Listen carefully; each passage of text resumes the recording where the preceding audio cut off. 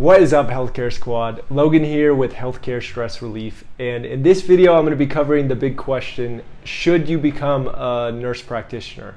I've been getting a lot of messages from people about this topic, and in my own personal career, although I'm not a nurse practitioner, I do want to share with you some of my own experience with what I saw with my coworkers. A lot of my coworkers would end up telling me that they're going back to school to become an NP or a CRNA. And the big issue here is many of them were doing it not because they really wanted to become an NP or a CRNA. They were doing it because they felt bored. And it was a symptom of burnout. The third symptom of burnout is a lack of purpose. So because they felt bored, they felt they needed to go back to school. And this is something I want to advise against. We got to identify if you really want to become a nurse practitioner based on the information I'm going to give you in this video. So stick around to the end of the video and we will see if you want to be an NP.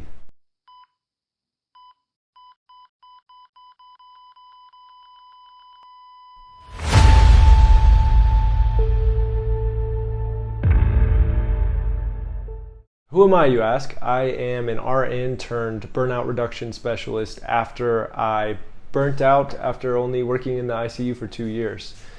Full-blown eczema, my coworker committed suicide, and so I decided during the pandemic to create this business, Healthcare Stress Relief, to provide aid to the healthcare workers in need. Burnout is a huge systemic issue that I don't feel is being handled well enough. And so I created my own one-on-one and group coaching programs in order to build a community and tackle this dilemma, so our healthcare workers can jump back into work realigned and on a new path, so they can provide the best care for their patients, all the while enjoy their lives on their days off. So let's dive in. APRN stands for Advanced Practice Registered Nurse. The big difference between an RN and a nurse practitioner is the schooling. A nurse practitioner has to go back to school and receive a master's degree in nursing, and then they have to pass what is their version of the NCLEX, but for nurse practitioners. Now, the difference between an NP and an RN is the NP is more advanced and they're also more independent. They have the ability to open up their own clinics. Now, in my own personal experience, when I was a registered nurse, I was interested in potentially becoming an NP, so I would ask a lot of questions. And what I ended up noticing was a lot of these NPs were taking pay cuts. So they were getting paid less than their RN counterparts. And a lot of the people I noticed who were becoming NPs were doing it for the money. So it was quite contradictory. And I also noticed that some of the nurse practitioners that were working in the ICU, they were glorified order makers. So the doctor would give them an order and they'd put it into the computer. And it did not look very fun to me. Despite that, the schooling is extremely rigorous, about 3 more years to get your master's, and it's very intense. Let's talk about the schooling to become an NP. So first you have to become a registered nurse. So that's going to take you 2 years for your prerequisites and then about 3 years for the actual program. So let's call it 5 years. Then after that, once you become a nurse, you're generally going to have to work for a little bit, but some people could just go and get their NP immediately. So that's going to be another 2 to 3 years in a master's program. Then you have to get board certified, so you take the exam for that, and then from there you have to get certified with whatever state you're going to be working in. Now, this is the big caveat with becoming a nurse practitioner is everything depends on the state that you work in. I know that in California they have limited practice laws. They have to pretty much work under a doctor. But in other states, I believe like Oregon, you are free to do whatever you want. I mean, not whatever you want, but you have a lot more autonomy, especially as a registered nurse. I have a friend, John McRae.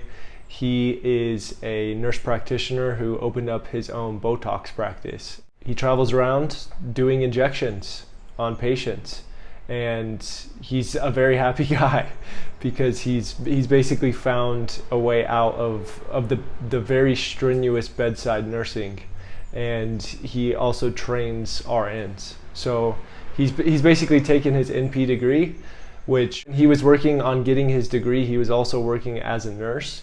And the stories he tells it was just grueling going through nurse practitioner school. He was still working as an RN as well. And he got out of the bedside and started a practice. So that's the really cool thing about becoming a nurse practitioner is you have autonomy, and you can basically, depending on the state, open up your own business. And also, depending on the state, you may be able to work under another practitioner. So if you wanted to do injections, you could work with a dentist and do injections in his clinic. If you're a nurse practitioner and you know much more than me, and you think I'm spouting off a bunch of crap, go ahead and comment below, let me know, so we can educate the community. The two main categories for becoming a nurse practitioner, you have FNP, which is a family nurse practitioner, and then you have acute care. So what I noticed when I was working in acute care is the nurse practitioners that work there are pretty much glorified order givers. They just put orders in the computer for the doctors. It did not look like a very rewarding profession, at least to me. I'm not trying to say anything bad about anybody that is in that field, but I, from my own personal experience, did not feel like a nurse practitioner was doing a whole lot in terms of care. So there's that. And then you have an FNP, which is a family nurse practitioner, someone who's working in a clinic and sees a whole load of patients. This is the textbook. Patients are coming into a clinic and you are providing care for them. So they're much like a doctor in that respect, except they have the title nurse practitioner. With all this being said, becoming an NP can be extremely rewarding because you have different patient populations that you deal with. The hours are less strenuous, so instead of working 12 hours in a row, many NPs are working 8 to 10 hours. So these are some things to become aware of if you're interested in pursuing this profession. Now, if you haven't seen it already, go ahead and check out the video I did with the NP I mentioned before, John McRae.